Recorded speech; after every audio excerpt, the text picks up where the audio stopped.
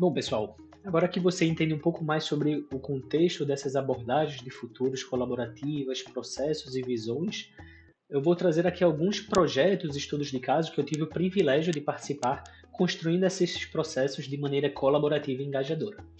Esse primeiro projeto, justamente, é falando sobre inovação governamental em Serra Leoa. Particularmente, esse projeto ele foi desenvolvido em parceria com o MIT GovLab, ou seja, o Laboratório de Inovação Governamental do MIT, e o principal objetivo era a gente aplicar o framework que eles chamaram de inovação ágil para governos.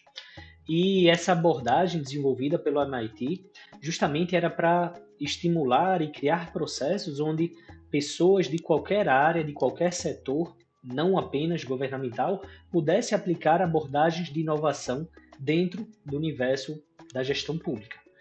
Ou seja, para esse processo intitulado LGID, Lean Governance Innovation Design, esse framework era justamente uma abordagem transdisciplinar projetada com e para o sul global.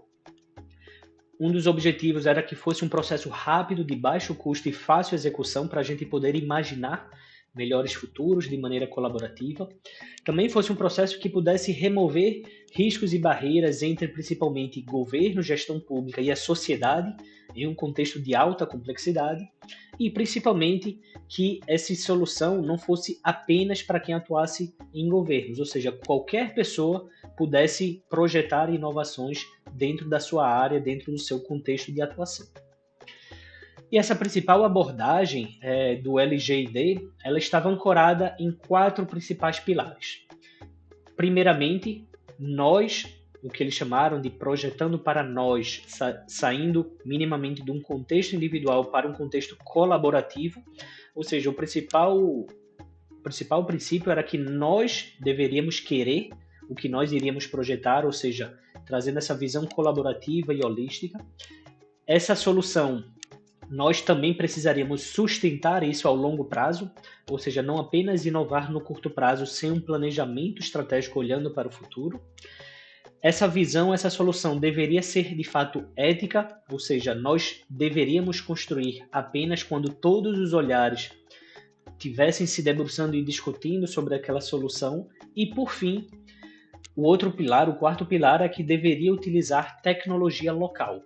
Isso porque muitas vezes, quando a gente vê projetos externos, principalmente com governos, existe uma visão de apenas implementar ou inserir uma determinada tecnologia, uma determinada solução, porém, ao final do projeto, essa solução ela fica obsoleta, pois não existe uma melhoria contínua, um modelo de gestão para dar continuidade. Ou seja, um dos principais pilares dessa abordagem era entender as limitações e barreiras locais para a gente incorporar tecnologias que fizessem sentido para aquele contexto. Ou seja, a gente precisaria estimular a inovação a partir dessas interconexões, criando esses espaços para a gente poder imaginar coletivamente melhores futuros. E aqui não apenas falando e dialogando com a gestão pública, mas também com outros grupos, outras lideranças, para que de fato esses olhares pudessem de fato ser inclusivos e colaborativos. E uma das principais perspectivas é que essa inovação seria projetando mais com menos, onde existiriam mais pessoas e mais necessidades, e num contexto que existiria menos recursos e também menos tempo para executar determinado projeto. Ou seja, o principal framework, a abordagem, metodologia que eu trabalhei como pesquisador implementando, era que essa metodologia ela estava dividida em 5 principais grandes etapas. Sendo a primeira, o que a gente chamou de identificando um problema real, a partir de entrevistas, interações e grupos focais com diferentes organizações e gestões públicas, a gente iria identificar qual seria ali o principal desafio, o principal problema que a gente iria tentar resolver.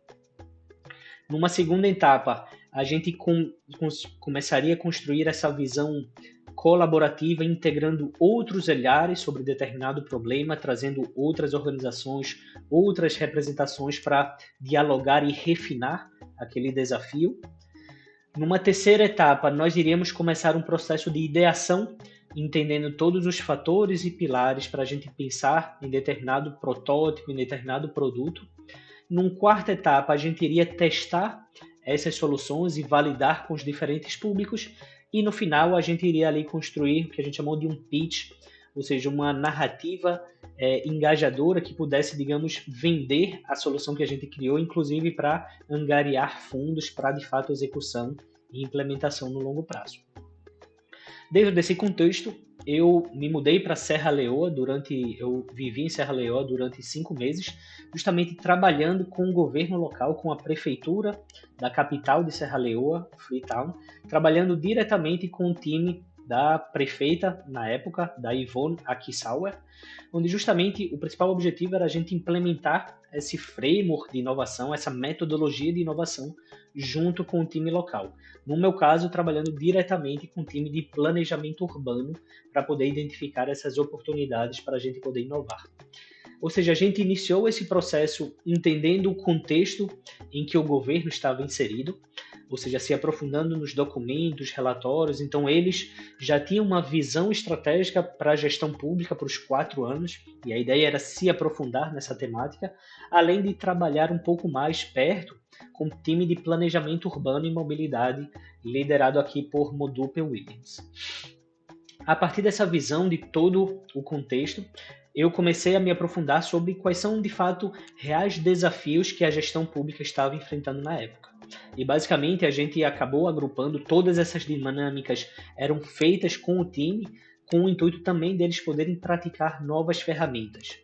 E, basicamente, a partir dos desafios, a gente agrupou em um universo mais estratégico e desafios também operacionais, para que, de fato, a partir desse mapeamento, o time pudesse priorizar o que faria sentido a gente trazer nessa nossa metodologia. O que a gente acabou utilizando aqui, essa ferramenta do How Might We, ou seja, como poderíamos, né, como é que nós poderíamos, e a gente iria definir o desafio.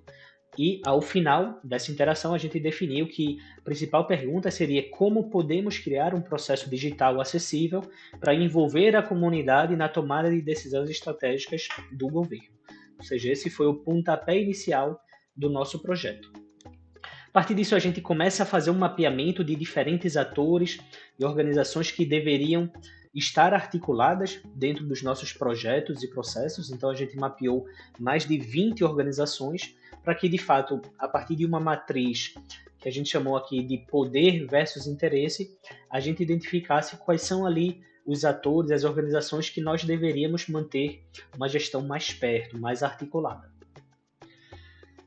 A partir desse mapeamento, a gente construiu o que nós chamamos do ponto de passagem obrigatória, ou seja, baseada na teoria da rede de atores, nós construímos uma ferramenta para identificar para cada um dessas organizações, desses atores relevantes, quais são os principais objetivos ou desejos no longo prazo dessas organizações e também quais são as barreiras que impedem que elas alcancem essas visões, justamente para que nós, trabalhando junto com a prefeitura, pudéssemos articular e também engajar esses diferentes atores. Ou seja, dentro daquela lista prioritária, a gente acabou identificando tanto os seus objetivos de longo prazo e também quais são os principais obstáculos que nós poderíamos facilitar ou mitigar dentro do nosso projeto. Em seguida desse mapeamento, a gente começa a estruturar e a fazer as conexões de todos esses atores e organizações relevantes para dentro do projeto. A gente acabou construindo o que chamamos de mapa de atores em rede, ou seja, como é que todos os agentes, as organizações, governo federal, municipal, etc., elas estão interconectadas dentro desse processo. Fazendo esse fechamento do entendimento, nós passamos para o momento do engajamento. Então, até então, nós trazíamos o olhar apenas da gestão pública para dentro e, a partir de agora, a gente começa também a olhar como é que as comunidades percebem esses desafios, quais são outros desafios e dores que as comunidades enfrentam e nós poderíamos incluir dentro da nossa abordagem. Então, por exemplo, nós trabalhamos diretamente com a comunidade Moíba, onde a gente acabou identificando quais são as principais lideranças e como é que dentro de uma única comunidade existem também subdivisões ou agrupamentos. Ou seja, utilizando também ferramentas de georreferenciamento de software aberto, como o Kobo Toolbox e também a criação do Google My Maps, a gente acabou identificando como é que essa grande comunidade Moíba, onde a gente vê essa grande mancha, ela se divide, se subdivide em diferentes mini ou outras comunidades, subcomunidades. E para cada uma delas, a gente identificou ali quais são as principais dores, desafios e também desejos. O que elas gostariam para um futuro de longo prazo, como é que elas veriam a comunidade anos à frente. Para isso, a gente também realizou uma série de entrevistas com a comunidade, onde basicamente a gente percebeu, eles trouxeram as principais dores que eles enfrentavam, principalmente ao longo do ano. E por ser principalmente as comunidades localizadas em área de morro, nessas entrevistas eles trouxeram de que, especialmente durante a estação chuvosa, não podemos depender do governo. Ou seja, geralmente contamos com a ajuda dos nossos vizinhos para poder resolver determinado problema. Ou seja, o governo ele nunca está presente na comunidade. Essa era uma percepção generalizada, onde através das entrevistas a gente percebeu que de fato existia essa dor da falta da presença do governo e da comunicação, de ferramentas de comunicação entre a comunidade e a gestão pública. Nesse momento, a gente também teve a oportunidade de entrevistar o conselheiro de Moíba, algo equivalente como um vereador das comunidades eleitas durante as eleições. E o conselheiro de Moíba, ele trouxe de que se ele tivesse recursos suficientes, a prioridade seria consultar a comunidade. Ou seja, em vez de chamar apenas os líderes religiosos, professores, chefes tribais, os agentes relevantes, ele iria chamar todas as pessoas para decidir como investir o recurso na comunidade. E também nós tivemos a oportunidade de fazer outras entrevistas com outros times da gestão pública que estavam conectadas também com de mobilidade e de transformação urbana. Um desses times era justamente o time de gestão de desastres climáticos. E eles trouxeram de que eles possuem um comitê de gestão de desastres, porém, das 322 comunidades que existem, apenas 93 tinham voluntários. Ou seja, a comunicação é sempre um grande desafio, pois fazem manualmente, através de WhatsApp ou chamada, e também não tem nenhum acesso ou nenhuma plataforma para poder gerenciar esses determinados desastres de maneira eficiente e rápida. Ou seja, a partir desses diferentes olhares da comunidade, das lideranças e da gestão pública, a gente construiu o nosso mapa, a jornada de principalmente quando existiriam eventos climáticos extremos. O que aconteceria, o que ocorre, quais são ali os canais de comunicação entre esses diferentes atores. E a partir desse refinamento, a gente também atualizou o nosso How Might, o nosso desafio. Trazendo aquela visão inicial, a gente evoluiu para como podemos criar um processo acessível para melhorar a capacidade de resposta da comunidade na comunicação com o governo, especialmente em tempos de emergência. Ou seja, a gente refinou e cristalizou e melhorou, de fato, o desafio, trazendo outras perspectivas que até então não estavam incluídas. A seguir, a partir desse desafio, a gente realizou uma série de workshops, de oficinas colaborativas, unindo os diferentes times da prefeitura para a gente pensar em cima daquele grande desafio e daquela jornada atual, como seria o que a gente chamou aqui de um serviço do amanhã. Ou seja, como seria o serviço ideal que pudesse resolver todos os desafios, tanto do olhar da gestão pública, mas também dessas comunidades. E a gente acabou definindo quais seriam ali os principais princípios que esse serviço do amanhã deveria conter. Ou seja, precisaria ser uma solução que pudesse ser utilizada também offline, já que muitas pessoas na comunidade não têm smartphone, apenas celular que envia SMS, escuta a rádio e faz ligação. As informações precisariam ser georreferenciadas, também precisaria ter uma visualização em tempo real e, por fim, deveria utilizar uma plataforma de código aberto, justamente para evitar contratos ou conexões com empresas específicas e sim a própria gestão pública pudesse desenvolver a sua solução. A partir disso, eu como pesquisador, eu realizei uma pesquisa aprofundada sobre outras plataformas a nível global que tivessem minimamente alinhadas com esses princípios. Ou seja, nós encontramos a plataforma Colab, utilizada no Brasil, por ser uma plataforma gratuita, poder estar conectada entre o cidadão e serviços urbanos, engajando também a participação social e para um contexto aqui do Sul Global. A outra plataforma identificada era a Penta Bencana, também sendo uma plataforma digital gratuita, utilizada principalmente para respostas em contexto de emergência climática e também utilizando informação em tempo real, sendo utilizada principalmente no sul e sudeste da Ásia.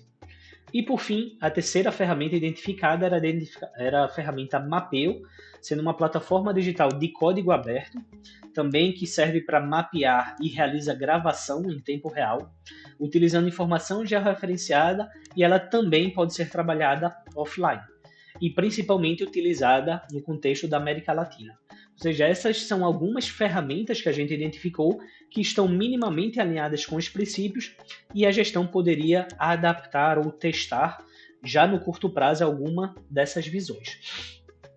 A partir disso, a gente construiu o que seria essa blueprint, o que seria essa jornada refinada sobre esse serviço ideal, onde nós construímos toda a narrativa, quais são os personagens, né, os atores relevantes para essa conexão e, de fato, como seria essa iteração ao nível ideal. Em seguida, nós apresentamos essa solução, esse serviço para 3 laboratórios do MIT, sendo o MIT de Riscos Urbanos, o MIT GovLab e o MIT Media Lab, justamente com o intuito de criar interesse e, quem sabe, até potenciais conexões entre esses laboratórios. E, por fim, o desdobramento futuro desse projeto é que um desses laboratórios, o MIT Media Lab, se interessou em desenvolver uma solução tecnológica aberta, justamente seguindo todas as recomendações e os princípios dos projetos. Ou seja, o principal objetivo não era apenas construir um processo colaborativo, engajador, conectando todos os agentes relevantes, mas também criar uma solução que tivesse potencialidade de ser construída e de ser implementada. Ou seja, dentro do seu contexto, quais são as ferramentas que você poderia utilizar para pesquisar tema de futuros, quais são os grupos, quais são os contextos periféricos que nós poderíamos mapear esses sinais de mudança, que nós poderíamos, de fato, construir esses processos colaborativos e engajadores.